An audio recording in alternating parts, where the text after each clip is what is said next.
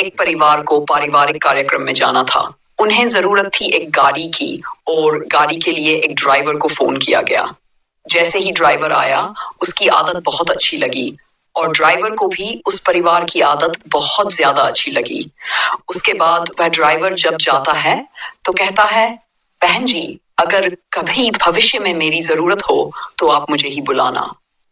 अगली बार जब जाने का नंबर आता है तो फिर उसी ड्राइवर को बुलाया जाता है।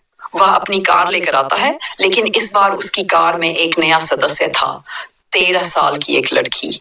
उस लड़की को देखते ही ड्राइवर को उससे प्यार हो जाता है, लेकिन जब वह लड़की के बारे में जानता है और उसके बारे में पूछता है तो पता चलता है कि उसकी उम्र लगभग 13 साल है। हालांकि किसी लड़की से शादी करने के लिए सही उम्र 18 साल होती है। अब ड्राइवर ने उसका इंतजार करना शुरू कर दिया कि वह 18 साल की कब होगी, लेकिन ड्राइवर ने पहले ही अपने प्यार का इजहार कर दिया था। अब इंतजार तो उन लोगों की वह लड़की 18 साल की हो जाएगी और ड्राइवर के साथ हमेशा के लिए एक हो जाएगी। लेकिन इस बीच उस लड़की का कत्ल हो जाता है। जब कत्ल का खुलासा होता है तो लोगों को यकीन नहीं रहा था कि आखिरकार कत्ल वह हो सकती है। आज की जो सच्ची घटना मैं आपको सुना रहा हूं वह राजस्थान प्रदेश की है। राजस्थान के एक जिले श्रीगंगानगर का एक थाना है कैसर सिंहपुर। इसी जगह की सच्ची घटना है। यहाँ है साल 2019, 17 सितंबर को वार्ड नंबर 5 की रहने वाली एक महिला जिसका नाम शोभा देवी है, वह थाने जाती है। जाने के बाद हाथ उठते हुए गिड़गिड़ाती है और कहती है, थानेदार साहब, आज मेरी बेटी श्रीगंगानगर गई थी, उसके एग्जाम आने वाले हैं। वह अपना आई कार्ड लेने गई थी, लेकिन वापस लौटकर नहीं आई। मेरी बेटी को ढूंढने में मदद कर दीजिए। जब वह बार बार निवेदन कर रही होती है तो थानेदार कहते हैं, आप परेशान मत होइए, हम अपनी तरफ से पूरा प्रयास करेंगे। लड़की के पास कोई ऐसा नंबर वगैरह नहीं था जिससे संपर्क किया जा सके। ऐसी स्थिति में जब कोई सुराग नहीं था तो पुलिस ने एक तहरीर ली और गुमशुदगी दर्ज कर ली। पुलिस ने इस मामले में उतनी ईमानदारी से कोशिश नहीं की जितनी करनी चाहिए थी। माँ हर दूसरे, चौथे या 5वें दिन जब भी उसे मौका मिलता थाने में जाकर मदद मांगती थी। पुलिस से संपर्क बना रहता था और परिवार अपनी बेटी की वापसी की उम्मीद लगाए बैठा था। धीरे धीरे वक्त गुजरता गया और करीब 7 महीने बीत गए।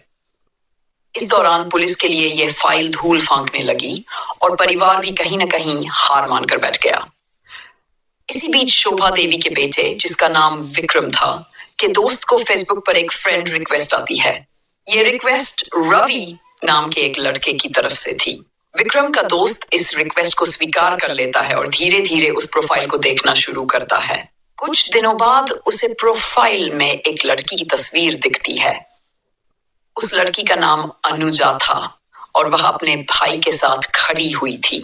यह तस्वीर उसी रवि नाम के लड़के की प्रोफाइल पर लगी हुई थी। पहली बार उसे यकीन नहीं हुआ कि यह अनुजा की तस्वीर वहां कैसे आ सकती है। जब उसने दोबारा चेक किया तो प्रोफाइल फोटो बदल चुकी थी, लेकिन 2-3 दिन और बीतने के बाद वही अनुजा की तस्वीर एक बार फिर उस प्रोफाइल पर लगी हुई मिली। ये देखकर वह परेशान हो गया। वह तुरंत अपने दोस्त विक्रम के पास गया और कहा, यार विक्रम, क्या ये तुम्हारी बहन अनुजा है? विक्रम ने वह फोटो देखा और अपनी माँ शोभा देवी के पास ले गया। उसने कहा, माँ, ऐसा लग रहा है जैसे ये हमारी अनुजा ही है। 7 महीने बाद परिवार को अपनी बेटी का कुछ सुराग मिला था। इसके बाद उन्होंने उस प्रोफाइल को विस्तार से देखना शुरू किया, लेकिन उस प्रोफाइल से ऐसी कोई ठोस जानकारी नहीं मिल रही थी जिससे वे अपनी बेटी तक पहुंच पाते। प्रोफाइल पर एक फोन नंबर था। उस नंबर पर कॉल करने की कोशिश की गई, लेकिन वह नंबर बंद मिला। हालांकि उसी नंबर पर व्हाट्सएप चल रहा था, लेकिन वहां से भी कोई जवाब नहीं मिला। परिवार की चिंता बढ़ने लगी और उन्हें लगने लगा कि कोई अप्रिय घटना हो चुकी है। इसके बाद वे सीधे पुलिस के पास गए। उन्होंने पुलिस को बताया कि ये नंबर हमें फेसबुक से मिला है और इस प्रोफाइल पर हमारी बेटी की तस्वीरें 2 बार लग चुकी है। आपको इस पर कार्रवाई करनी चाहिए। 7 महीने बाद पुलिस हरकत में आई। पुलिस ने उस नंबर का कॉल डाटा रिकॉर्ड CDR निकलवाया। रिकॉर्ड से पता चला कि उस नंबर का इस्तेमाल एक गांव के कई लोग कर रहे थे। वह गांव इलाह नाम से जाना जाता था। पुलिस सीधे इलाह गांव पहुंची और वहां के लोगों से पूछताछ शुरू की। यह पता चला कि वह नंबर रमेश नाम के एक व्यक्ति का था। पुलिस ने रमेश के बारे में पूछताछ की। गांव वालों ने कहा कि रमेश इस समय उनके संपर्क में नहीं है। जब पुलिस ने सख्ती दिखाई, लोग टूट गए और बताया कि रमेश इस समय चंडीगढ़ में है। पुलिस ने चंडीगढ़ में जाल बिछाया और आखिरकार रमेश को गिरफ्तार कर लिया। जैसे ही रमेश पुलिस की हिरासत में आया, शोभा देवी, अनुजा की मां, ने उसे पहचान लिया। कहती है कि ये तो रमेश है, ये तो ड्राइवर था, ये तो हमारे घर पर आता जाता था। अब मां रो रो कर बुरा हाल कर रही थी। वह रमेश से बार बार पूछ रही थी, मेरी बेटी कहाँ है? शुरुआत में रमेश ने इधर उधर की बातें बतानी शुरू कर दी, लेकिन जब पुलिस ने सख्ती से पूछताछ शुरू की तो रमेश ने पूरी कहानी बताई। उसने कहा कि लगभग 5 साल तक उसने उस लड़की का इंतजार किया था। पहली बार जब उसे एक पारिवारिक कार्यक्रम में बुलाया गया था, जहां वह अपनी गाड़ी लेकर गया था, उस दिन तो कुछ नहीं हुआ, लेकिन उस परिवार की आदत उसे अच्छी लगने लगी। उसने कहा, सोमा बहन जी, आप मेरी बड़ी बहन की तरह हैं। अगर आपको कोई आपत्ति न हो तो भविष्य में जब भी आपको कहीं जाना हो, मुझे ही कॉल करना, मैं आपकी सेवा करूंगा। जब सोमा देवी ने रमेश की ये बात सुनी तो उन्हें रमेश की बातें अच्छी लगी। उन्होंने कहा, भाई तुम परेशान मत हो, अगली बार जब हम कहीं जाएंगे तो तुम्हें ही साथ ले जाएंगे। इसके बाद जब अगली बार जाने का नंबर आया तो रमेश को ही बुलाया गया, लेकिन इस बार रमेश की नजर सोमा देवी की बेटी पर पड़ी, जो उस समय 13 साल की थी। जैसे ही रमेश ने उस लड़की को देखा, वह उस पर फिदा हो गया। उसने धीरे धीरे लड़की से बातचीत शुरू की और उसे करीब लाने की कोशिश करने लगा। कभी कभी रमेश उनके घर भी आता जाता था। वह सोमा देवी को अपनी धर्म बहन कहता था और उनकी बेटी को भांजी, लेकिन असल में रमेश उस लड़की से प्यार करने लगा था। उसने एक दिन लड़की से अपने प्यार का इजहार कर दिया और कहा, तुम अभी छोटी हो, लेकिन मैं तुमसे बहुत प्यार करता हूं। जब तुम बड़ी हो जाओगी तो मैं तुमसे शादी कर लूंगा। लड़की ने भी रमेश से बात करना शुरू कर दिया। दोनों अकेले में फोन पर या आमने सामने बात किया करते थे। घर वालों को इस रिश्ते पर कोई शक नहीं था, क्योंकि रमेश उनके लिए एक विश्वास पात्र व्यक्ति था। लेकिन रमेश के मन में कुछ और चल रहा था। उसने इस रिश्ते को 5 साल तक निभाया और इंतजार करता रहा। सितंबर 2019 में जब लड़की को अपने श्रीगंगानगर कॉलेज जाना था ताकि वह अपने एग्जाम का आई कार्ड ले सके, उसने अपनी पड़ोसन मकड़ी नाम की लड़की से मदद मांगी। मकड़ी से उसने कहा, तुम भी अपनी परीक्षा के लिए आई कार्ड लेने चलोगी? मकड़ी ने हाँ कह दिया। दोनों ने एक लड़के से मदद मांगी जो उन्हें कॉलेज छोड़ने के लिए तैयार हो गया। जैसे ही वे वहां से निकले, अनुजा अब 19 साल की हो जाती है और जब वह 18 साल की होती है तो वह घर से निकलती थी। साथ ही माकड़ी नाम की लड़की और एक लड़का जो बाइक पर बैठे हुए थे, उन्हें रास्ते में छोड़ने के लिए आते हैं। जैसे ही वे मीर्जवाला रोड पर पहुंचते हैं, वहां पहले से रमेश अपनी कार लेकर इंतजार कर रहा होता है। कार रोकने के बाद लड़की कहती है कि मुझे इसके साथ कुछ काम है, तुम लोग चले जाओ। माकड़ी और लड़का वहां से निकल जाते हैं और अब अनुजा रमेश के साथ कार में बैठ जाती है। गाड़ी चलने के बाद जब वे श्रीगंगानगर मटका चौक की ओर पहुंचते हैं तो वहां पहले से 7-8 लड़के होते हैं जो गाड़ी को रोक लेते हैं। जैसे ही गाड़ी रुकती है, वे ड्राइवर से कहते हैं कि हमें तुमसे बात करनी है। ड्राइवर गाड़ी रोकने की कोशिश करता है, लेकिन उसे पकड़कर बुरी तरह से पीटने लगते हैं। इस दौरान अनुजा गाड़ी से बाहर निकलने की कोई कोशिश नहीं करती और वह चुपचाप बैठी रहती है। लड़के ड्राइवर से पूछते हैं कि तुम इस लड़की को कहाँ ले जा रहे हो? ड्राइवर बहुत परेशान हो जाता है और वह सोचने पर मजबूर हो जाता है कि ये लड़के को कैसे मालूम हुआ कि वह लड़की कहाँ जा रही है। किसी तरीके से वह लड़के से बचकर अपनी कार में बैठता है और तेजी से कार दौड़ा देता है। लड़के उनकी कार का पीछा करने की कोशिश करते हैं, लेकिन वे उन्हें पकड़ नहीं पाते।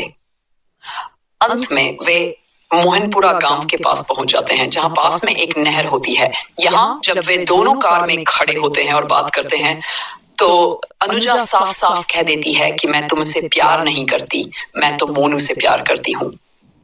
मोनू के बारे में वह बताती है कि वह उसके कॉलेज में पढ़ता है और वही मोनू उन लड़कों में से था जिन्होंने ड्राइवर को और लड़की को रोकने की कोशिश की थी। जब वह ड्राइवर से पूछता है तो अनुजा बताती है कि वह उसे फोन करके बुला रही थी ताकि वे रास्ते से गुजरते हुए मटका चौक की ओर से निकले। ड्राइवर चतुर था और उसने उसे और लड़की को लेकर वहां से भाग जाने का रास्ता निकाल लिया था। यह घटनाक्रम धीरे धीरे गंभीर रूप लेता है और बाद में जब वह नोमुपुरा के पास नहर के किनारे खड़े होते हैं, तब अनुजा उसे बताती है कि वह उससे प्यार नहीं करती थी, बल्कि वह तो उसे धोखे में रखना चाहती थी। ये कहानी उस समय के बारे में बताती है जब अनुजा और रमेश के बीच का संबंध और घटनाएं गंभीर मोड़ ले चुकी थी। उस लड़के ने उस लड़की को धक्का दिया और जैसे ही धक्का दिया, वह लड़की नहर में गिर गई।